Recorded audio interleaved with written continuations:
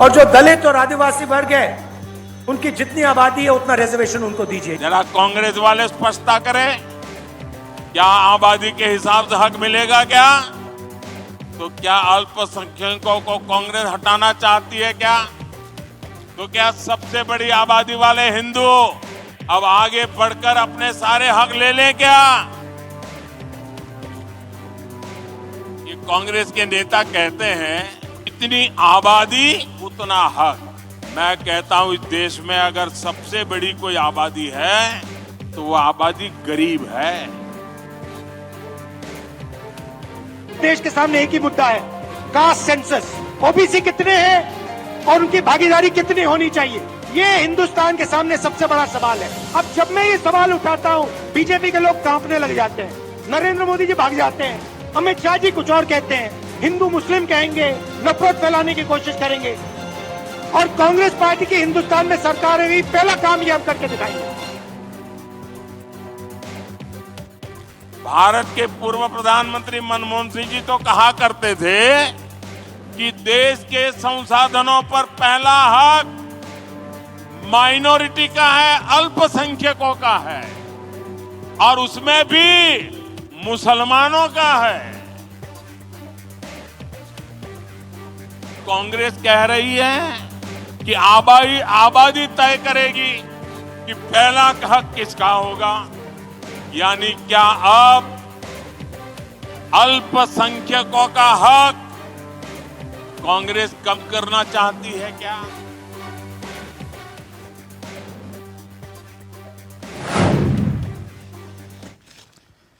तो किसका हाथ गरीब के साथ? जातीय जनगणना का तीर जो बिहार की सियासत से छोड़ा गया, अब वो देश की सियासत में एक नया युद्ध छेड़ चुका है। मसला सामाजिक न्याय और राजनीतिक दांवपेच का भी है। और क्या वाकई में अब लड़ाई आरक्षण पर भी आएगी? राजस्थान और मध्य प्रदेश में चुनाव है, यहां पर भी ओबीसी का नया दांव है। बीजेपी पर राजनीतिक दबाव बनाने की कोशिश लगातार विपक्ष कर रहा है। ऐसे में सवाल यह कि क्या वाकई में बीजेपी परेशान है? दावा भाजपा ही करते हैं कि मोदी सरकार में 29 मंत्री पिछड़े वर्ग के, पीएम खुद पिछड़े वर्ग से। 2019 में 44% वोट पिछड़ों के बीजेपी को ही मिले। यकीनन बीजेपी पिछड़ों की पार्टी बनी। बीजेपी ने एक नई जाति बनाई और वो थी लाभार्थी जाति। इसका फायदा भी मिला। मगर अब जातिगत जनगणना का मुद्दा बीजेपी के लिए आगे कुआं और पीछे खाई सरी खाए। दरअसल पीएम मोदी चुनावी रैलियों में व्यस्त है। पीएम कुछ बड़ी बड़ी बातों का जिक्र भी कर रहे हैं। अब उन्होंने उस बयान पर कटाक्ष किया जिस पर विपक्ष लगातार कह रहा है जिसकी जितनी आबादी उसकी उतनी हिस्सेदारी।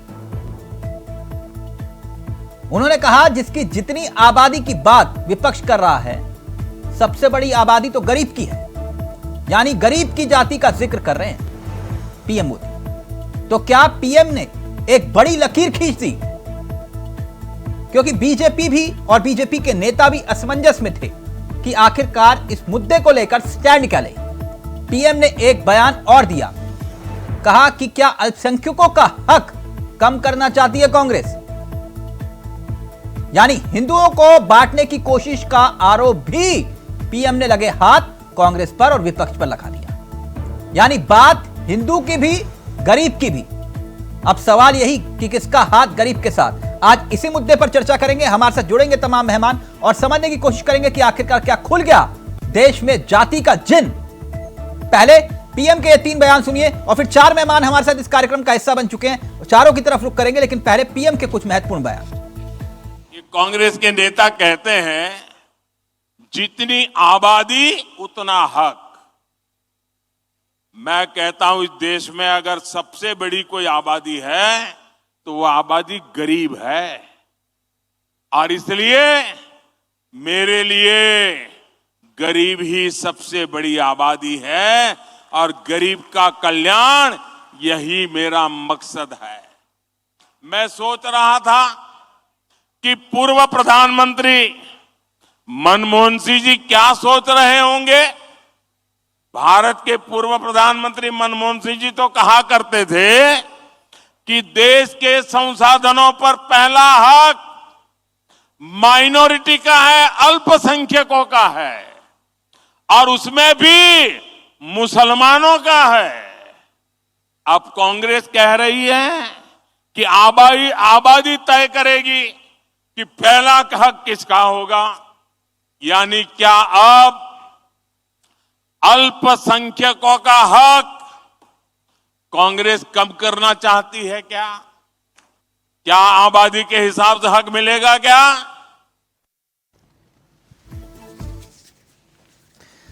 तो पीएम ने सीधे तौर पर विपक्ष पर कटाक्ष किया। आप सीधा रुक कर रहे अपने मेहमानों की तरफ। आपको बता दें, आज हमारे साथ इस चर्चा में जो मेहमान शामिल हो रहे हैं उनसे आपका परिचय करवा देते हैं। हमारे साथ राकेश सिंह इस कार्यक्रम का हिस्सा बन गए हैं, बीजेपी के तेजतर्रार चेहरों में से एक है। चंद्रमोहन शर्मा जी हमारे साथ इस कार्यक्रम का हिस्सा है, कांग्रेस के दिग्गज हैं। प्रतिभा देवी जी हमारे साथ जुड़ गई हैं, जेडीयू का चेहरा है।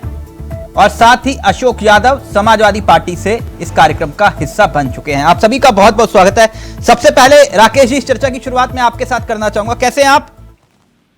बस सब ठीक है तिलक जी। राकेश जी, तो पीएम ने रुख साफ कर दिया जातीय जनगणना को लेकर, बीजेपी का स्टैंड क्लियर?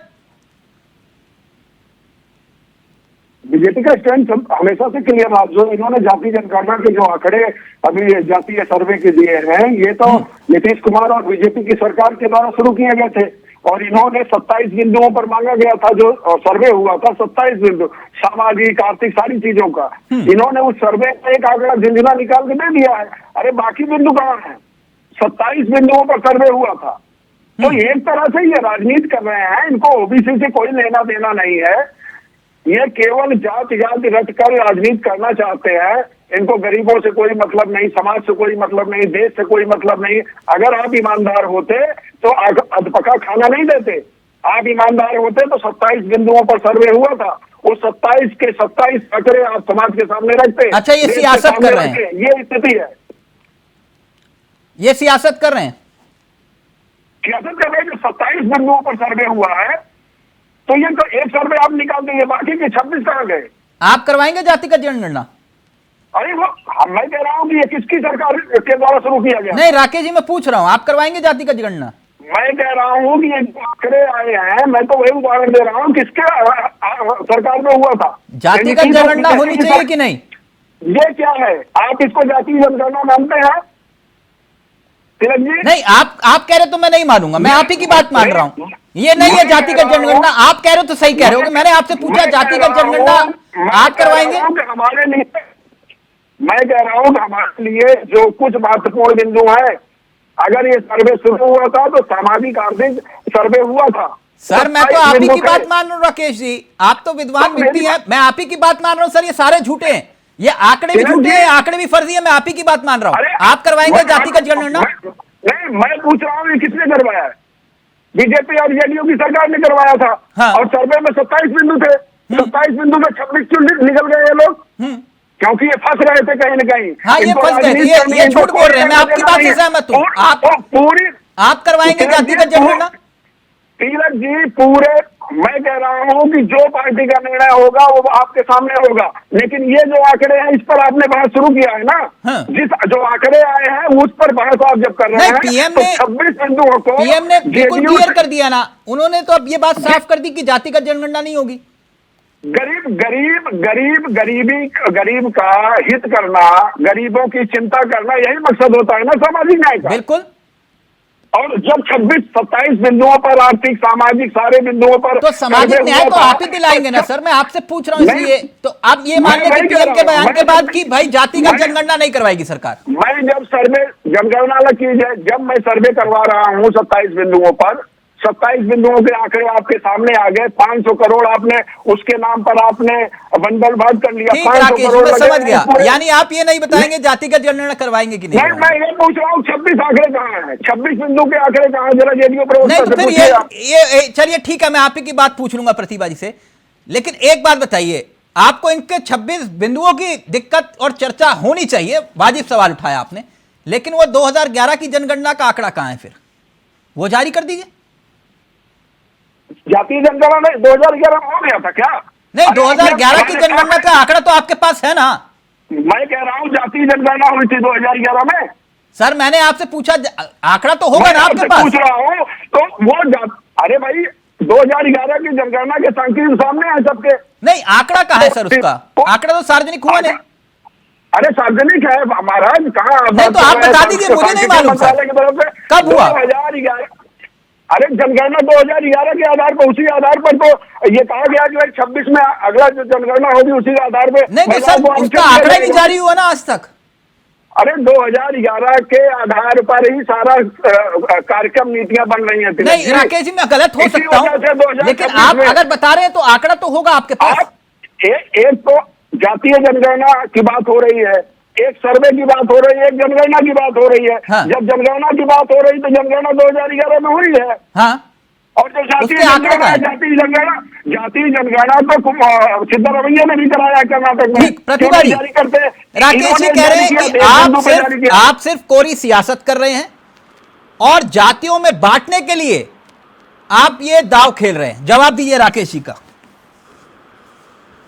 अब बताइए तिलक जी कि आज बिहार पूरे देश में एक नाजीर बना है। इन्होंने तो नकार दिया जो मौजूदा हालात है देश के। हर राज्यों में जब हम गाय भैंस जानवरों की गिनती कर सकते हैं तो लोगों की गिनती क्यों नहीं कर सकते, जातियों की गिनती क्यों नहीं कर सकते हैं? इन्हें कुछ तो करना नहीं है क्योंकि इनकी अपनी जमीन खिसकती हुई नजर आ रही है इस गणना के बाद। तो ये अपना कुछ न कुछ बहाना बना रहे। जो नहीं, आप इनकी मंशा पर कैसे संदेह? ये तो आप जब सत्ता में साथ में थे तभी तो ये फैसला हुआ था। फिर क्यों पीछे चले गए? जब केंद्र में इनकी सरकार है, इनके पास संसाधन है, इन्होंने क्यों नहीं करवाई जातिगत गणना? हमारी तो मांग शुरू से रही है, इन्होंने क्यों नहीं करवाया? क्यों राज्य सरकार को अपने खर्चे पर करवाना पड़ा, अपने संसाधन से करवाना पड़ा? अगर इनकी मंशा साफ होती तो ये करवाते ना, ये बार बार इसका विरोध क्यों करते? और ये राजनीति तो ये करते हैं, इन्हें गरीबों की चिंता है। तो आज तक आपने गरीबों के लिए क्या किया? कौन सी योजना लाई? यानी आप ये कह रहे हैं प्रतिभा जी, राहुल गांधी जिस मुहिम को छेड़े हुए हैं, एक मिनट, राहुल गांधी जिस मुहिम को छेड़े हुए ओबीसी वाली मुहिम को, उसे नीतीश कुमार साकार कर रहे हैं, राइट? बात सिर्फ ओबीसी की नहीं है। हाँ, बात है कि कौन से वर्ग की संख्या कितनी है, उसके बाद आर्थिक सर्वेक्षण के बाद उनके लिए योजनाएं बनाई जाएंगी। नहीं, आपकी बात सही है, राहुल गांधी बिल्कुल सही ट्रैक पर है ना। मैं आपसे ये पूछ रहा हूँ, हमारा पूरा महागठबंधन, हाँ? पूरा इंडिया सही ट्रैक पर है। नहीं, राहुल गांधी ने जो एजेंडा सेट किया 24 के लिहाज से ओबीसी वाला, वो बिल्कुल फिट है, आप ये कह रहे हैं। सिर्फ बात ओबीसी की नहीं है, मैं तो फिक्र रही हूँ तिलक जी, बात यहाँ सभी जातियों की है। किनकी नहीं, खुलकर तो अगुवाई अब राहुल गांधी कर रहे हैं ना इस मुद्दे की। पेट में दर्द क्यों हो रहा है? नहीं प्रतिभा जी, एक मिनट करेक्ट करिए, एक मिनट। इसकी अगुवाई तो राहुल गांधी कर रहे हैं ना ओबीसी वाले मसले की। आराम से पानी पीजिए। हाँ, ठीक है, बताइए। मैंने कहा राहुल गांधी अगुवाई कर रहे हैं ना। राहुल गांधी जी क्या कर रहे हैं? हाँ, वो तो सबके सामने है। हाँ, वही तो ओबीसी की बात कर रहे थे। क्या हुआ प्रतिभा जी? होनी चाहिए ओबीसी की बात नहीं होनी चाहिए तिलक जी। नहीं तो मैं वही कह रहा हूँ, राहुल गांधी मतलब सही ट्रैक पर है, आप क्यों इतना हिचकिचा रहे हैं? मैं आपके नेता है राहुल गांधी। की बात नहीं होनी चाहिए, जिसकी संख्या पूरे देश में सबसे अधिक है, क्या उसकी बात नहीं होनी चाहिए? किसकी? आप जिस ओबीसी की बात कर रहे हैं, हाँ? उसकी संख्या इतनी बड़ी है तो क्या उसकी बात नहीं होनी चाहिए? अच्छा, मतलब राहुल गांधी की बात नहीं करूं, कोई बात नहीं, ठीक। एक मिनट, मैं चंद्रमोहन जी आपके पास आऊंगा, लेकिन उससे पहले जरा मैं अशोक जी के पास चला जाऊं। अशोक जी, जो बिहार की सियासत में हुआ उसका असर उत्तर प्रदेश की सियासत में हो रहा है ना? अपना दल, निषाद पार्टी, सुभाषपा और अखिलेश यादव तो पहले से ही मांग करते हुए आ रहे हैं। आपको लग रहा है कि अब मसला जो है जातिगत जनगणना के बाद, अब जो मेरा आप लोगों के बीच बैठ के जो राजनीतिक अनुभव कह रहा है, मसला आरक्षण की तरफ जा रहा है, मंडल कमंडल की सियासत की तरफ, राइट? और पीएम का बयान इसकी तरफ तस्दीक कर रहा है आज का, नहीं? जी अशोक जी, हाँ तिलक जी, बिल्कुल यही है ना मसला? देखिए ऐसा है तिलक जी, हाँ, तब आप ये बताइए कि ये जो जातीय जनगणना की जरूरत क्यों? सबसे बड़ा सवाल तो आज यह है।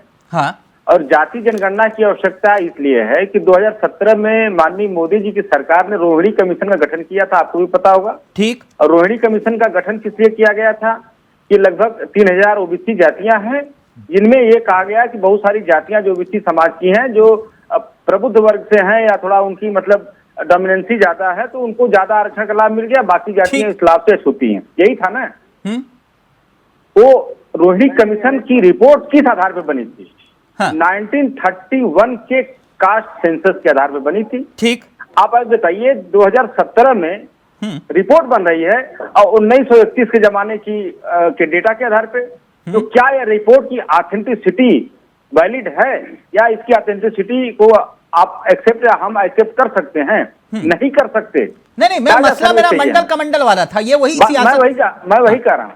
देखिए, तो कास्ट सेंसस की जरूरत न सिर्फ आरक्षण के लिए, हाँ। बल्कि देश में चलने वाली सारी योजनाओं के लिए, जहां पे जातीय आधार पे डिस्क्रिमिनेशन होता है या जातीय आधार पे लाभ देना है सरकार को, जिन भी योजनाओं की जरूरत होगी उन योजनाओं को साइंटिफिक डेटा अवेलेबल कराएगा। नहीं, ये तो आप 12वीं का छात्र भी बता देगा सब कुछ। ये मैं एक बात जानना चाह रहा था आपसे, मैं थोड़ा अलग मिजाज का हूं। हाँ, ये जो दिव्य ज्ञान आप लोगों को हासिल हुआ कि जाति जनगणना आप करवाई जाए, किसी भी हाल में करवाई जाए, होनी चाहिए। नीतीश कुमार ने लाजवाब है, मील का पत्थर। तो अशोक यादव जी, जरा देश की आवाम को बताइए कि 2011 में जब जनगणना के आंकड़ों का जिक्र आया था, तो मुलायम सिंह यादव जी ने तो कहा होगा ना मनमोहन सिंह जी को कि आंकड़े जारी करो, या नहीं कहा था? ऐसा तिलक जी, देखिए, हाँ। 2011 में जो जनगणना हुई थी, क्या हाँ, उसमें क्या परिस्थितियां थी? क्यों, क्या परिस्थितियां थी? देखिए, ऐसा है, इतिहास भूगोल में तो ठीक है, बहुत सारी बातें आएंगी, अभी हम इतिहास नहीं, आप देखिए, आप या तो ये कहिए कि आपकी पार्टी में कोई और मुलायम सिंह यादव से बड़ा नेता है तो मैं उनका नाम ले लूंगा। हम मुलायम जी उस सरकार का हिस्सा थे, तो 2011 में दबाव तो बनाया होगा मनमोहन सिंह जी के ऊपर 3 साल में कि आप आंकड़े जारी करिए, कि नहीं? सामाजिक न्याय के आंदोलन चलाने वाले जितने भी दल हैं, सभी लोग चाहते हैं कि जातिगत जनगणना हो। सर, मैंने आपसे पूछा, दबाव बनाया था मनमोहन सिंह पे? नहीं। अब देखिए नेताजी, अब उस समय की बात, तो क्या दबाव बनाए, क्या दबाव महसूस किया मनमोहन सिंह जी ने, ये सब बातें तो उस दौर की बातें हैं। चलिए, अब आज टीवी चैनल पे बैठ के मैं ये नहीं बता सकता। अशोक जी, चलिए ये मत बताइए। चलिए, मैं आपका थोड़ा सा जो है आसान कर देता हूं मसला। चंद्रमोहन जी, फिर आ रहा हूं आपके पास। सुनिएगा राकेश जी, इन्होंने कहा कि अब उस वक्त के दौर को छोड़ दीजिए, 2011 छोड़िए ना बीती बातों को। जब न्यूक्लियर पावर डील को लेकर ये कह रहे थे कि भैया अगर किया तो सत्ता त्याग देंगे, है ना, लेकिन जातिगत जनगणना और जनगणना के आंकड़ों को लेकर कितना सीरियस थे आप लोग। अब ये भी अशोक जी सुनिएगा, 2012 से 17 ऊपर वाले की कृपा से आपकी सरकार थी जी, अखिलेश यादव जी मुख्यमंत्री थे, फुल मेजोरिटी में थे जी, क्यों नहीं करवाए? देखिए, ऐसा है, किसने रोका था? तिलक जी, मैं बता रहा हूँ, किसी ने रोका था आपको? नहीं, किसी ने नहीं रोका था। हाँ, बताइए क्यों नहीं करवाए? हर चीज का एक समय होता है। सुनिए, गजब कहानी है। मतलब ये समय तभी आता है जब आप विपक्ष में होते हो, और जब सत्ता आपके पास होती है तब वो समय भूल जाते हो आप। ऐसा कुछ नहीं है, ऐसा ही है। आप बताइए ना, नीतीश कुमार करवा सकते हैं, अखिलेश यादव क्यों नहीं करवा रहे थे? मैं पूरी बात, आगे वाली बात आपने सुनी नहीं, अपने मन से जोड़ के चले गए। जल्दी से फिर चंद्रमोहन जी के पास जा रहा हूं।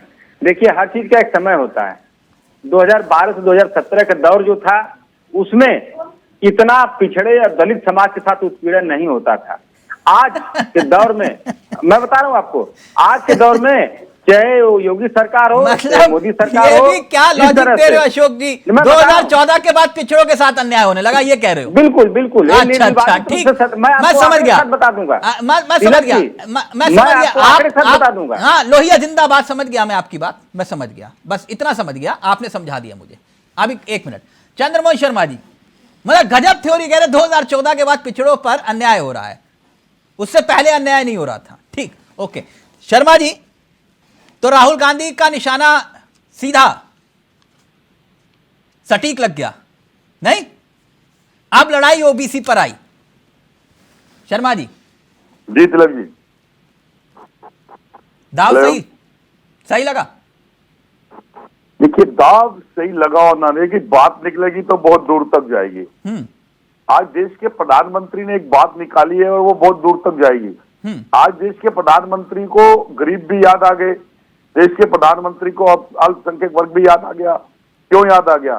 9.5 साल की निद्रा के बाद, जब विपक्ष के अंदर अगर राहुल गांधी मुद्दा उठाए, नीतीश कुमार जी मुद्दा उठाए और जाति जनगणना को लेके आए इंडिया गठबंधन इस मुद्दे को उठाए, तो अल्पसंख्यक की भी याद आ जाएगी और हिंदुत्व की भी याद आ जाएगी। वही ओबीसी सरकार बना दे आपकी, और आप हिंदुत्व के नारे के ऊपर सरकार 2 बार बनाते रहें और जाति जनगणना आए और उसके ऊपर आप प्रश्न चिन्ह खड़ा करें और सत्ता के मजे लेने के लिए आप बिहार के अंदर लगातार जेडीयू के साथ सरकार चलाते रहे, और जब आए एक अकेला दल आज विरोध कर रहा है, कौन? भाजपा, और उसका अलायंस समर्थन कर रहा है। आप हिंदुओं को बांट रहे हैं। तो हिंदुओं को बांटा भाजपा ने, हमने हिंदुओं को समृद्ध किया, इकट्ठा किया, बांटा नहीं।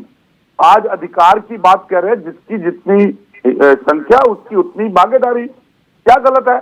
क्या 140 करोड़ जनमानस के अंदर जिस गरीबी के ओढ़े के ऊपर आज भाजपा रुकना चाहती है, तिलक भाई जी, जो आज गरीबी के ओढ़े पे रुकना चाहती है, उसको तो कोरोना के अंदर पैदल चलने पर मजबूर कर दिया था देश के प्रधानमंत्री ने, और मुख बने बैठे थे। उसी मनरेगा का खड़ा होकर संसद के अंदर मजाक उठाया था और ये कहा था कि ये जिंदा जागता भ्रष्टाचार है, और उसी के सारे आपने राजनीति करी थी। आप हिंदुओं को बांट रहे हैं, ये आरोप है आप पे। ना हिंदू कभी बटा है, ना हिंदू कभी बटेगा। हिंदू को इस्तेमाल करने के लिए जब सदन के अंदर भाजपा के लोग एक वर्ग को अपमानित करें और भाजपा सांसद को फिर दोबारा सम्मानित करके पद दे दे, ये हिंदुओं को बांटने की प्रकांडता है। और अगर एक मारे गोली मारे सारों को बोले और उससे मंत्री बना दिया जाए, ये हिंदू को बांटने की विषय आज ओबीसी वाला मसला है, पिछड़ों का मसला है। आप कहाँ घुमा? हमारा कोई ओबीसी का मैटर नहीं है। हमारा देश के मेरे नेता राहुल गांधी का मुद्दा। क्यों? राहुल गांधी तो लगातार ओबीसी कह रहे हैं, आप कह रहे हो ओबीसी वाला मसला ही नहीं हमारा। 140 करोड़ जनमानस में ओबीसी हैं, तो उसकी अगर संख्या ज्यादा है नहीं, तो ये बात आपको विपक्ष में क्यों याद आ रही है चंद्रमोहन जी? आंकड़े तो आप जारी कर सकते थे ना, किसी ने रोका नहीं था। और जहां आपकी सरकार, एक मिनट, जहां जहां जिन राज्यों में आपकी सरकार है वहीं करवा लो जाति जनगणना, किसने रोका है? देखिए, हमारी सरकार आएगी, राहुल जी ने साफ बोला है, आएगी, जिसकी जितनी संख्या उसकी भागीदारी का हक मिलेगा, और हमारी जहां सरकारें हैं उस पे हम इसको लागू भी करेंगे। ऐसे ही राकेश जी, पहले आप फिर चंद्रमोहन जी, एक मिनट, लागू करा तीनों स्टेटों पे। आप तीनों के सवालों का जवाब राकेश जी को देना। राकेश जी नहीं, एक तो सपा के अभी प्रवक्ता को यही नहीं पता कि रोहिणी आयोग का गठन क्यों हुआ था। रोहिणी आयोग का गठन इसलिए नहीं हुआ था कि जातीय जनगणना कराने के लिए। जो फायदे हो रहे हैं, जो कुछ हो रहा है के पक्ष में, सामाजिक नहीं, जो आकल राकेश जी, आप जातीय जनगणना के पक्ष में भारतीय जनता पार्टी है कि नहीं? सुन लीजिए 80-20 की राजनीति करने वाली पार्टी के नेता प्रवक्ता आज देश को ये बताया कि देश में जो अधिकार विपक्ष की पार्टियां देना चाहती है, क्या सत्तारूढ़ पार्टी उसको देना चाहती है कि नहीं? जवाब दीजिए। आपको आपने 80-20 की राजनीति करी, आपने अली और रमजान की राजनीति करी, आपने मस्जिद और मंदिर की राजनीति करी। अगर आज 80-20 की राजनीति का जवाब देगी जनता के सामने जाति जनगणना है, उसके पक्ष में है या नहीं, ये बताइए आप। तीनों लोगों को सुन रहा हूँ और जवाब सुनने के लिए ताकत नहीं है आपके अंदर। नहीं, बिल्कुल गलत बात। मैं तो एक जवाब सुनना चाह रहा हूँ, मैं बोलूंगा नहीं पूरी डिबेट में। आप मुझे इतना बता दीजिए कि आप जाति जनगणना के पक्ष में है कि नहीं? आपकी पारी खत्म। आपने महिला इलेक्शन में आए 4 दिन प्रोपेगेंडा करा, वो कैसे पूरा करेंगे? जाति जनगणना नहीं होगी। भाई बहुत परेशान है, घुमाना चाहते हैं, घुमाने नहीं दूंगा। एक मिनट, आप मत घुमाइएगा। ये भी एक मिनट राकेश जी, बोलने से बात नहीं है। राकेश जी एक मिनट मैं क्लियर कर देता हूँ। एक मिनट राकेश जी, एक मिनट। शर्मा जी, आपका I.N.D. तीनों ने मिलकर बोला ना, अब उनको जवाब तो देने दीजिए। ठीक है। मैंने आप तीनों को मौका दिया और उनसे ज्यादा मौका दिया, आप तीनों को मिला के देखिएगा। प्लीज राकेश जी की बात आ जाए, फिर आप। प्रतिभा जी भी बहुत प्रतिभाशाली हैं, प्लीज राकेश जी। अशोक जी ने कहा कि रोहिणी आयोग का गठन क्यों करवाया गया, उन्होंने रिपोर्ट दी थी क्योंकि ये तो इसी वजह से किया गया था। अरे रोहिणी आयोग की रिपोर्ट में जो बिंदु दिए गए, जिसकी रिपोर्ट बनानी थी, अशोक यादव जी थोड़ा आप तैयारी कर लेते तो पता चल जाता। उसमें सामाजिक आर्थिक सारी चीजों को, जो असमानता के आधार पर सभी लोग हैं, अशोक यादव जी भी हैं, वो मर्सिडीज से भी चल रहे हैं, लेकिन उनको फायदा मिल रहा है, गरीब को नहीं मिल रहा है। तो ये जो आर्थिक असमानता है, और 3000 जो जातियां उपजातियां हैं उनका वर्गीकरण करने के लिए रोहड़ी आयोग का गठन हुआ था। यानी आपने वही कि पिछड़ों की जातियों में यादवों को फायदा मिला, आपको वाली बात ना, ये कोई यादव की बात ही नहीं है। हाँ। उसमें यादव अखेर बात नहीं, उसमें आर्थिक और सामाजिक आकलन करने की बात थी। वो रोहड़ी आयोग की रिपोर्ट उन्होंने राष्ट्रपति को सौंप दी है। और जेडीयू के प्रवक्ता ने अभी ये नहीं बताया कि जब सर्वे हो गया था, जब 27 बिंदु पर सर्वे हुआ तो 6 निगल क्यों गए हैं, एक बिंदु पर क्यों इन्होंने आकलन दे दिया। ठीक, पहले अशोक जी आप, फिर उसके बाद प्रतिभा जी आप। एक मिनट राकेश जी, एक एक करके पॉइंट पहले अशोक जी जवाब फिर ले लीजिएगा। राकेश जी यहाँ पे मामले को भटका रहे हैं। रोहिणी आयोग का जो गठन हुआ था, मैं फिर से कहूंगा, मैं आपको डॉक्यूमेंट दे दूंगा, वो सिर्फ और सिर्फ इसलिए गठन हुआ था कि वो पिछड़े समाज में ये मतलब भ्रम डालने की कोशिश थी मोदी सरकार की। इस पिछड़े समाज में फला जातियों ने आरक्षण के ज्यादा लाभ ले लिया, फला जातियों ने आरक्षण का लाभ नहीं पाया। ये सिर्फ और सिर्फ रोहिणी आयोग नहीं, ये एक तरह से डिवाइड एंड रूल आयोग था जो पिछड़े समुदाय में झगड़ा लगाने के लिए लाया गया था। आज अगर कास्ट सेंसस अगर आराम से हो जाता है, क्लियर हो जाएगी, दूध का दूध हो जाएगा, पानी हो जाएगा कि रोहिणी आयोग की रिपोर्ट के आधार पे क्या वास्तव में ऐसा है कि पिछड़े समाज में फला जातियों ने ज्यादा लाभ ले लिया, फला जातियों ने नहीं लाभ ले पाया, डेटा तो मिल जाता। लेकिन इनका उद्देश्य है कि पिछड़े आपस में लड़ते रहें और भारतीय जनता पार्टी 40% उनका वोट लेती रहे और उनको उनके आरक्षण से वंचित करते रहे। आपको वोट की चिंता है? तिलक जी ये रिपोर्ट बाद में देंगे। मैं तीनों बिंदु जिस पर बैठा था, रोहड़ी आयोग बनाया गया था, उसको पढ़ के सुना देता हूँ। ओबीसी के अंदर अलग अलग जातियों और समुदायों को आरक्षण का लाभ कितने असमान तरीके से मिल रहा है, इसकी जांच करना, नंबर 1। दूसरा, ओबीसी के बंटवारे के लिए तरीका, आधार और मानदंड तय करना, जो 3 बिंदु थे। तीसरा, ओबीसी के उपवर्गों में बांटने के लिए उनकी पहचान करना। मैंने कौन सा गलत बात बोल दिया? मैंने कौन सी गलत बात बोल दी? मेरे ही बात में यही मतलब था जो आप पढ़ के बता रहे हैं, वो मैं बिना पढ़े बता रहा था जो आप। अच्छा, एक मिनट चैप्टर भी आगे बहुत। एक प्रतिभा जी जल्दी से, फिर मैं चंद्रमोहन जी आपके पास आ रहा हूँ। प्रतिभा जी, जो सवाल उठाया राकेश जी ने, कहा पूरे आंकड़े जारी करिए ना, आधे अधूरे क्यों? भाई इन्हें थोड़ा इंतजार कर लेने के लिए बोलिए, इतनी बेताबी क्यों है? हाँ, क्योंकि इनकी कुर्सी हिलती दिख रही है क्या? इस जातिगत गणना के बाद इनके पेट में इतना तेज दर्द क्यों उठ रहा है? भाई थोड़ा सब्र कर लीजिए, सब कुछ आपके सामने आ जाएगा। जब हमने ये करवा लिया तो काम भी हो जाएगा। आप क्यों चिंता कर रहे हैं? आपके पेट में दर्द क्यों हो रही है? हमने इतना बड़ा काम किया, मैं राजनीति के ऊपर 26 आंकड़े से 27 बिंदुओं पर सर्वे हुआ था। इतना बड़ा ऐतिहासिक और साहसिक कदम उठाया, आपने तो नकार दिया था। अरे आपने नहीं किया है, ये हमारे साथ आप थी तब आपकी बुद्धि खुली थी। नाम पे लड़वाते रहते हैं और आप बात करते हैं हिंदू की। दिक्कत यही है कि वो जवाब नहीं देंगी। 26 का क्या हुआ? कि आप माननीय मुख्यमंत्री श्री नीतीश जी को धन्यवाद दीजिए तहे दिल से, जिन्होंने इतना बड़ा साहसिक कदम उठाया। 26 को निकल जाने को, 26 को क्या अगर वो हिम्मत 26 को अंदर खाने दबा लेने के लिए आप दोषी है। करवाइए 26 बिंदु कहाँ गए? और अब तो ये आप फैलेगी, आपको करवाना पड़ेगा। क्योंकि आपको पता भी नहीं है कि 26 पे हुआ, 27 पे हुआ, 28 पे हुआ। जो आप गरीबों की बात करते हैं, सबसे बड़ी संख्या गरीबों की। आपने गरीबों के लिए क्या किया? प्रधानमंत्री जी ने आपको मौका मिला लगातार, आपने क्या किया गरीबों? अरे 26 क्यों छुपाया, ये बताइए एक सवाल। 26 क्यों छुपाया? गरीबों को आप कुर्सी कुमार की कुर्सी जाता हूँ, ठीक है? 26 आंकड़े छुपाने के लिए क्या 26 क्यों छुपाया? क्यों दिखाया आपने? और आपको बढ़ता बिहार देख करके आपसे बर्दाश्त नहीं हो रहा है। और रही बात आंसर देना नहीं, आप पॉइंट टू पॉइंट बात करिए। 26 को क्यों छुपा लिया और 1 को क्यों आगे कर दिया आपने? एक मिनट प्रतिभा जी, राकेश जी, चंद्रमोहन जी, क्या राहुल गांधी ने एक एजेंडा फिक्स कर दिया? एक मिनट राकेश जी, लोग विरोधी पक्ष से हैं और कांग्रेस के प्रवक्ता ने बोला और आप जवाब भी नहीं देने दे रहे हैं। 3 लोगों को लगातार सुनने के बाद हमसे जवाब भी नहीं लेंगे आप। नहीं राकेश जी, आप ही तो सर बोल रहे हैं, आपको पूरा मौका दिया। अरे मैं क्या बोल रहा हूँ, मैं एक एक करके वो अपनी बात रख रहे हैं, मैं आप ही के पास आ रहा हूँ बार बार राकेश जी। सपा को एक बार कांग्रेस को, और जब सपा का जवाब दे रहा हूँ तो आपने फिर जेडीयू के पास चले गए। नहीं राकेश जी वो एक करके सवाल उठा रहे हैं, मैं आप ही से जवाब ले रहा हूँ सर। तो मैं कांग्रेस के प्रवक्ता को जवाब दिया, मैंने कहा। नहीं, मैं तो अभी तक पूरी डिबेट में एक ही बार शर्मा जी के पास गया हूँ। अरे तो सर 3 लोग हैं ना, एक तो इंडी गठबंधन है। सर एक मिनट, एक एक करके पूरा वक्त दूंगा आपको।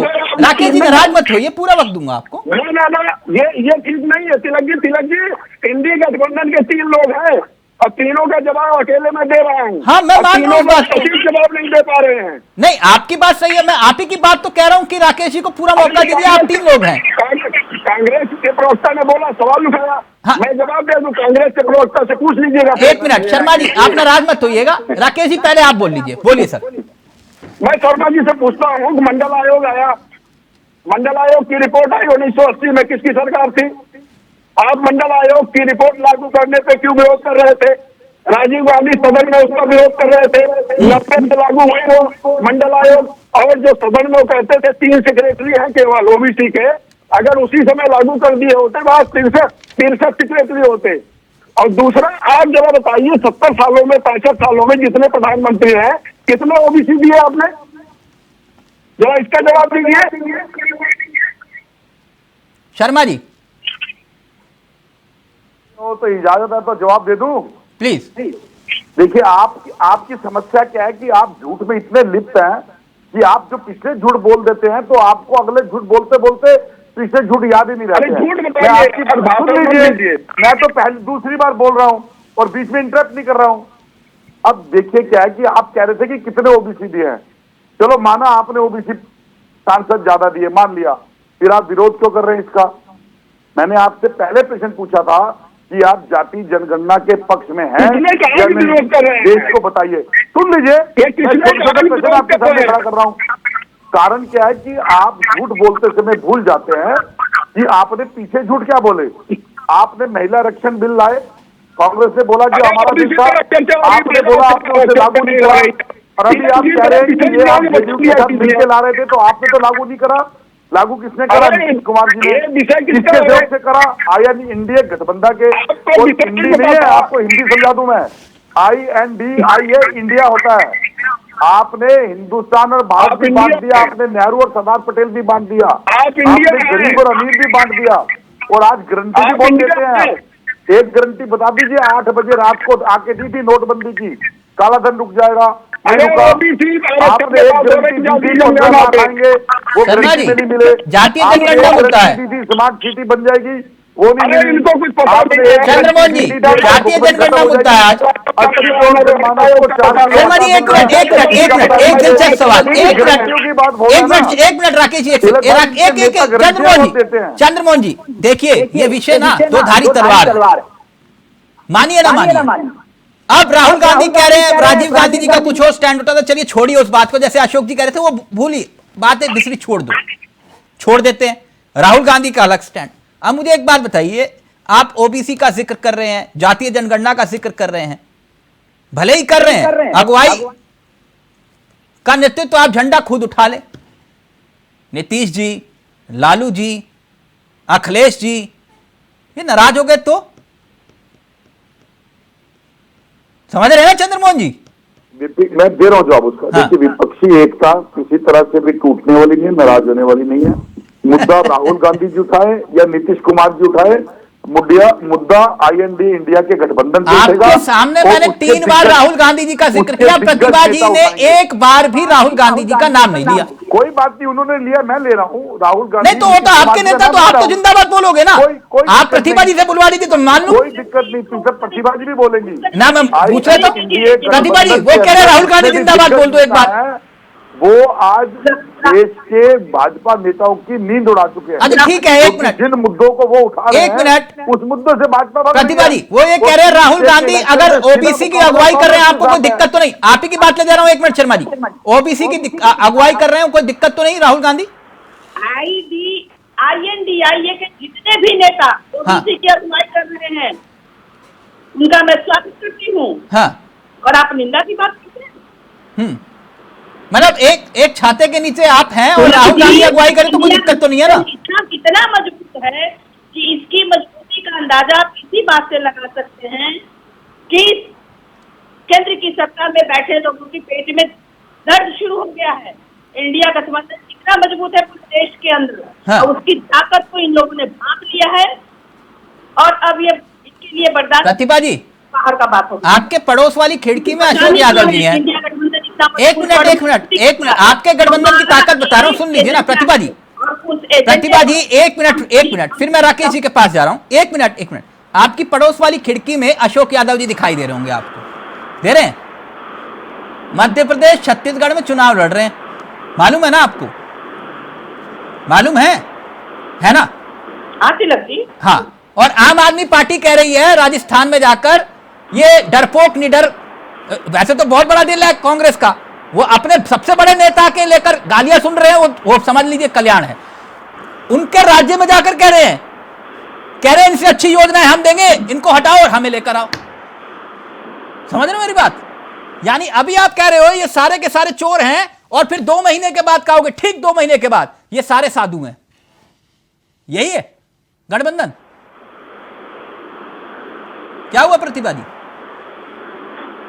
हाँ तिलक जी सवाल करें। यही सवाल था मेरा, यही गठबंधन है जहां आज कह रहे हो कि सारे मिलकर ये चोर हैं, और फिर 2 महीने बाद कहोगे ये साधु हैं। जनता क्या सोचेगी? तिलक जी, हाँ, हम बात नहीं बदलते हैं और हम बात को घुमाते भी नहीं है। हमारा स्टैंड क्लियर होता है हमेशा, करिए। आप जान लीजिए। ठीक। हम झूठ बोलने के आदी नहीं है। ठीक। हम पहले जो कहते हैं वो करते हैं। हाँ, ना करिए। 3 महीने 4 महीने 3 महीने हो गए हैं, और अभी तक संयोजक तय नहीं कर पाए, और फिर कह रहे हो हम करेंगे, तो करिए, बहुत अच्छी बात है। खैर, आ रहा हूं अशोक जी आपके पास, लेकिन पहले राकेश जी के पास चला जाऊं। एक मिनट। हमारे INDA गठबंधन में कोई दिक्कत है क्या? नहीं, आप करिए मैडम, मैं कब मना कर रहा हूँ। आप चुनाव के बाद संयोजक तय करिए, कोई दिक्कत थोड़ी ना है मुझे। कोई विरोध नहीं है तिलक जी, कोई दिक्कत नहीं, लेकर के कभी कोई विरोध नहीं है। नहीं, बिल्कुल। एक मिनट, हमने देखा, चंद्रशेखर की सरकार भी देखी, इंद्र कुमार गुजराल की भी सरकार देखा मैडम, है ना? देश की सबसे बड़ी पार्टी हुआ करती थी कांग्रेस, जब 120 सीटें आई थी तो केसरी की धोती खींच ली थी कांग्रेसियों ने। बुरा मत मानिएगा शर्मा जी, बता रहा हूं, ये सत्ता है, सियासत है। आज 44 में भी कोई किसी की धोती नहीं खींच सकता। खैर, राकेश जी, सर ये तो सियासत कर रहे हैं जातिगत जनगणना के आधार पे, लेकिन प्रधानमंत्री ने जो आज बयान दिया वो सुना आपने? जी, ये जातिगत जनगणना में हिंदू मुसलमान कहां से आ गया? नहीं, उसी जो सर्वे जारी किया है 27 बिंदुओं में से एक बिंदु जारी किया है, उसी में से ये चिंताजनक स्थिति है कि जब जनगणना पीछे हुई थी तो हिंदुओं की संख्या 1% कम हो गई, मुसलमानों की 1% ज्यादा हो गई। अगर इन लोगों के लिए चिंता का विषय नहीं, हमारे लिए तो है। नहीं, यहाँ तो जातियों की बात थी ना, तो फिर हिंदू मुसलमान कहां से आ गया? अरे भाई, जब इनके सर्वे के आधार पर, हम तो सर्वे किए नहीं है, हाँ, सर्वे को 26 में छुपा लिया, 1 दे दिया, तो उसी 1 के आधार पर मैं बता रहा हूँ कैसे कम हो रहा है, कैसे ज्यादा हो रहा है, ये आपके सामने रख रहा हूँ। नहीं तो आप जातियों के आधार पे बात करेंगे ना, तो इसमें हिंदू और मुसलमान कहां से आ गए एंगल? नहीं, क्या ओबीसी और पिछड़े में क्या मुसलमानों की संख्या नहीं जोड़ी गई है क्या? जब मुसलमानों में जाति व्यवस्था नहीं है तो कैसे जोड़ दी गई? जब बोलना ये राजनीतिक कारण नहीं है, मर्यादा दूसरा करती है राकेश जी। दूसरी बात है, तीनों प्रवक्ताओं को अपने गठबंधन का ठीक से नाम लेकर इंडिया गठबंधन, जब मतलब तीनों को अपना नाम याद कर लेना, जब गठबंधन जोड़ते हैं तो इंडी हो जाता है, क्योंकि ये है अलायंस।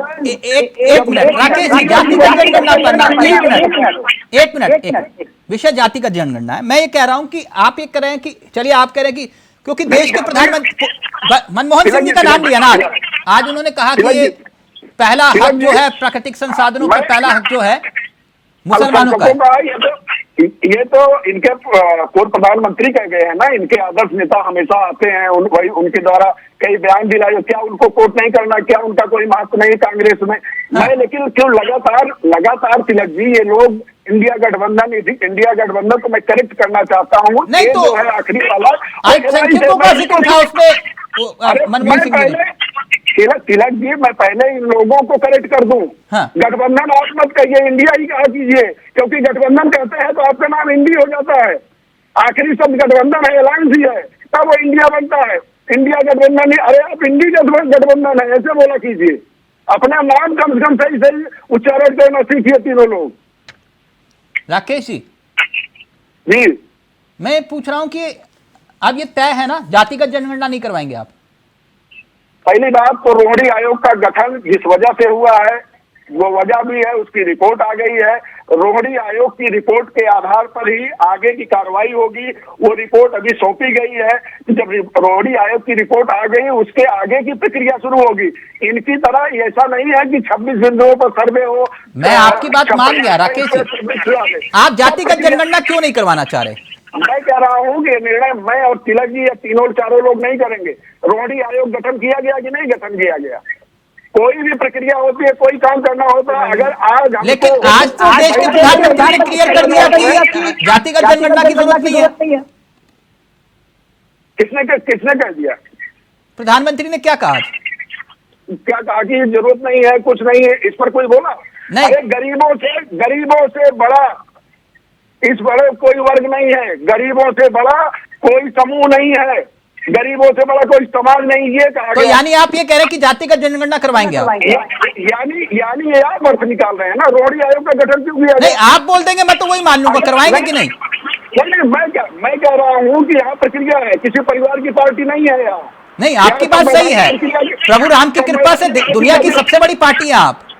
संवैधानिक प्रक्रिया के तहत तिलक जी हर निर्णय होते हैं, हर प्रक्रिया होती है, हम आगे बढ़ते नहीं, तो जातिगत जनगणना से इतना डर क्यों है बीजेपी को? अगर रोहिणी आयोग का गठन किया गया है तो इन तीनों मित्रों को और तिलक जी को समझना चाहिए कि क्यों किया गया।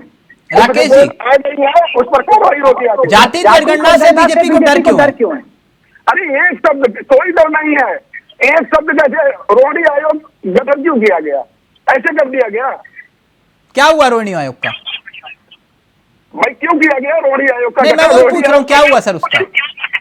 रिपोर्ट आ गई है, राष्ट्रपति जी के पास है, कार्रवाई उस पर आगे होगी। आगे प्रक्रिया और रिपोर्ट क्या है, किस आधार पर हमको आगे बढ़ना है, वो रिपोर्ट खुलेगी, राष्ट्रपति के पास है। हाँ। आगे की प्रक्रिया शुरू होगी। ऐसा थोड़ी है किसी परिवार नेहरू खानदान की पार्टी है वहां पहुंच गए और माता जी, पिताजी, पुत्र जी बैठे और निर्णय ले लिया। अरे एक एक कदम आगे बढ़ेंगे ना, संवैधानिक प्रक्रिया के साथ बढ़ेंगे ना। कांग्रेस पार्टी थोड़ी है, पहला संविधान संशोधन भी कांग्रेस ने असंवैधानिक किया है। यानी कुल मिला के आप जाति जनगणना के पक्ष में हैं? ये पक्ष और विपक्ष आपका निकालना है, मैं कह रहा हूँ। सर मैं तो आपसे पूछ रहा हूँ, बार बार आप मुझसे नाराज क्यों हो रहे हैं? प्रधानमंत्री नहीं बोले, आपसे नाराज नहीं हो रहे। प्रधानमंत्री चंद्रमोहन शर्मा जी प्लीज, हम चर्चा कर रहे हैं, एक मिनट राकेश जी अपनी बात रखें। मैं ये पूछ रहा हूँ राकेश जी, आप जातिगत जनगणना के पक्ष में है ना? ये जातीय ये क्या जाति जनगणना थी? जरा जेडीयू के प्रवक्ता से पूछिए जो सर वो तो मैं की है। पूछ रहा हूँ, ये इन्होंने तो झूठ धोखा दिया आपके मुताबिक, तो आप तो नहीं धोखा देंगे ना? मैं आपसे पूछ रहा हूँ, मैं आप तिलक जी से पूछ रहा हूँ, क्या ये जातीय जनगणना थी या सर्वे था? नहीं, तो मैं तो आपकी बात मान रहा हूँ, मैं कह तो रहा हूँ सार्वजनिक रूप से। तो मेरी बात अगर मान रहे हैं तो आप समझ लीजिए कि रोहिणी आयोग का जब गठन किया गया तभी आपको समझ लेना चाहिए कि समाज में जितने गरीब तबके हैं, पिछड़े हुए लोग हैं, उनका उद्धार करना। मैं अशोक जी के पास जाऊं, मैं आखिरी बार आपसे पूछ रहा हूं सर, शेरों की, चीतों की, पेड़ों की, चिड़िया की, सबकी संख्या हो रही है ना, होती है ना गणना, तो जातियों की क्यों नहीं? नहीं, शेरों की मतलब कि बिल्ली, शेर, कुत्ते, इनको आप आदमी में जोड़ लिए। नहीं तो आदमी की तो सर मैं तो ये बात कर रहा हूँ, पेड़, चीते आपकी मानता को ये बात कर रहा हूँ। हाँ। जैसे कुत्ते, बिल्ली और सब है, शेर, चीते, वैसे आदमी हाँ भी तो है सबकी इस जात सही सर, सबकी संख्या पता चल सकती है, तो इंसान की क्यों नहीं? मैं ये पूछ रहा हूँ। राहुल गांधी टाइप की बात कैसे करने लगे आप? सर ये मतलब हर सवाल का जवाब राहुल गांधी होगा? नहीं, आप नहीं कह रहे हैं। क्या पेड़ों की गिनती नहीं होती? अच्छा चलिए ठीक है, अगर मैं राहुल गांधी वाली बात कर रहा हूं तो इतना बता दीजिए मुझे, क्या पेड़ों की गिनती होती है कि नहीं होती? चीतों की गिनती होती है कि नहीं होती? शेर की गिनती होती है कि नहीं होती? यही सवाल मैं तो आपसे पूछ रहा हूँ, क्या जी। आदमी और पेड़ और पशु पक्षी से बराबर है? आदमियों को उन्हीं की गिनती में लाकर खड़ा करेंगे आप? अच्छा, तो मतलब इनकी संख्या नहीं पता चलनी चाहिए? अरे हम कह रहे हैं तो मैं तो कह रहा हूँ ना, रोहरी आयोग की रिपोर्ट आ गई है, खुल जाएगी 2-4 दिन में, उस पर आगे प्रक्रिया। चलिए ठीक है, आप एक एक करके पहले अशोक जी बहुत देर से वेट कर रहे हैं। अशोक जी अपनी बात रखिए। अब राहुल गांधी इस बात का नेतृत्व कर रहे हैं, ये बात बिल्कुल तय हो गई। शर्मा जी ने भी ऐलान कर दिया और प्रतिभा जी कह रही है राहुल गांधी जिंदाबाद। आपको तो कोई दिक्कत नहीं है? देखिए तिलक जी, आपने इतना पूछा, लेकिन राकेश जी ये नहीं बताए कि जाति जनगणना के पक्ष में है कि विरोध में है। वो लगातार इधर उधर दाहिने बाएं की बातें कर करके आखिर में समय खा के चुपचाप बैठ गए। सबसे बड़ी विडंबना यह है कि आज से नहीं, वो 1990 से ये जब भी पिछड़ों दलितों की हक की बात होती है वहां पे हिंदू मुस्लिम कर देते हैं। क्यों? क्योंकि ये नहीं चाहते हैं कि पिछड़े दलित अपने हक को पा सकें, अपने आरक्षण को पा सके, अपने अधिकार को पा सकें। ये लगातार देखिए, परिवार में अगर 4 भाई हैं तिलक जी, और एक भाई अगर 3 भाइयों का हिस्सा हड़प के बैठा हुआ है, तो जब वो 3 भाई अपने हिस्से की बात करेंगे तो वो जो हड़प के बैठा हुआ कहेगा गृह युद्ध हो जाएगा, ये हो जाएगा, वो हो जाएगा, धमकाता है। वही कमोबेश स्थिति भारतीय जनता पार्टी की है कि आज जो 15.52% जो बिहार की जनगणना के हिसाब से जो आंकड़े आए हैं, वो लोग अगर 63.14% जो ओबीसी का जनगणना के हिसाब से जो आरक्षण उनको मिला 27%, अब 15.5% को संवैधानिक रूप से 10% मिला। आपको अल्लाह ताला ने मौका दिया था ना 2012 से 17 तक? जी दिया था ना अल्लाह ताला ने मौका। जी जी। तो उसके लिए माफी मांगिए कि हम नहीं कर पाए, लेकिन अब सत्ता में आएंगे तो करेंगे। ऐसा तिलक जी देखिए, हाँ, आपने सवाल थोड़ा सा उल्टा पूछ दिया। अच्छा, उल्टा कर दिया। जाति जनगणना, कास्ट सेंसस एंड हाँ। कास्ट सर्वे दोनों चीजें अलग हैं। अलग है। कास्ट प्रतिभा जी सेंसस, समझ में आ गया जो बात राकेश जी कह रहे थे, खुद कह रहे हैं, कह रहे हैं दोनों अलग बातें हैं। हाँ please continue Ashok. Caste census ये सिर्फ और सिर्फ केंद्र सरकार करवा सकती है। हाँ कास्ट बेस्ड सर्वे हाँ। ये राज्य सरकारें करवाती हैं। ओहो, और उसी क्रम में तो फिर ये अखिलेश यादव झूठ बोल रहे थे, इसका मतलब? अखिलेश यादव जी ने क्या कहा? क्या कहा था? क्या कहा था अखिलेश यादव? जातिगत जनगणना का जिक्र किया था ना? कास्ट बेस्ड सर्वे की बात हो रही है। अच्छा अच्छा, वो कास्ट बेस्ड सर्वे जातिगत जनगणना नहीं है। नहीं, देखिए दोनों चीजें मिला जुला के एक ही हैं। अच्छा अभी आप पूछो सर, आप तो जलेबी बना रहे। देखिए जलेबी नहीं बना रहे हैं, जाति जनगणना की बात हम लोग लगातार कर रहे हैं, कास्ट सेंसस की बात कर रहे हैं। ठीक है, ओके। प्रतिभा जी, केंद्र सरकार के द्वारा आयोजित होता है। प्रतिभा जी फाइनल कमेंट 10 सेकंड। प्रतिभा जी, वोट मिलेगा? लाइव में कमेंट आ गया, बोले कि नीतीश कुमार हो सकता है विधानसभा भी भंग कर दे वक्त से पहले। बताइए, ऐसी ऐसी बातें हो रही हैं। कौन कर? नहीं हो सकता। नहीं, इस तरह की बातें तो भी होंगी, हाँ। बातें तो भी होंगी भाई। बौखलाहट में तो इंसान कुछ भी बोलता है ना। हाँ ठीक। अच्छा शर्मा जी, शर्मा जी जल्दी से एक दिलचस्प आंकड़ा है। 2009 में बीजेपी को 22% वोट मिले थे, 2014 में 34% और 2019 में 44% बीजेपी को वोट मिले थे ओबीसी के, और आपके रह गए थे महज 15%, जो शुरुआत हुई थी 24 से। अब ये ओबीसी वाले दाव से कहानी यही है ना कि 44% पर सेंधमारी करो। आपके आंकड़ा एक तरफ इशारा देता है और भाजपा को एक कहावत से लाके खड़ा कर देता है कि आसमान से टपका खजूर पे लटका, और खजूर पे जब लटक के नीचे गिरा तो धड़ाम से गिरा। क्योंकि जिस राजनीति को भाजपा 9.5 साल से लगातार करती आ रही थी और जिस जाति जनगणना से बच रही थी, उसी जाति जनगणना का फार्मूला उसके साथ रहने वाले जेडीयू के अलायंस ने लाकर भारतीय जनता पार्टी की नींद हराम कर दी। और जिस बात को राहुल गांधी जी निरंतर उठा रहे थे, हाँ। आज आई एंड इंडिया गठबंधन के अंदर जिस हिसाब से ठीक जाति जनगणना सामने आई है, उसकी बुखलाहट भाजपा के शर्मा जी, सामने पे है। शर्मा जी, और इसकी बुखलाहट शर्मा जी, जिनके हाथ में सत्ता की इतनी ताकत थी कि अध्यादेश को फाड़ देते थे, मेरी बात समझिएगा, हैं? सबके सामने अध्यादेश को फाड़ देते थे, तो उनमें इतनी ताकत तो होगी कि वो चाहते तो पिछड़ों की राजनीति के लिहाज से वो आंकड़े भी जारी कर देते 2011 के, कि नहीं? है ना शर्मा जी? मैं तो मानता हूं, बाकी आपके नेता हैं, भगवान भला करे। आप क्या सोचते हैं वो बात अलग है, लेकिन इतना जरूर था कि अध्यादेश फाड़ सकते थे तो आंकड़े भी जारी कर सकते थे। ठीक है ना? थैंक यू सो मच, बहुत बहुत शुक्रिया। अशोक जी आपका भी, प्रतिभा जी आपका भी, राकेश जी आपका भी, और शर्मा जी आपका भी बहुत बहुत शुक्रिया। ये सियासत है, अब देखिए किसका हाथ गरीब के साथ, ये एक अहम सवाल है। नमस्कार, जय हिंद, जय भारत।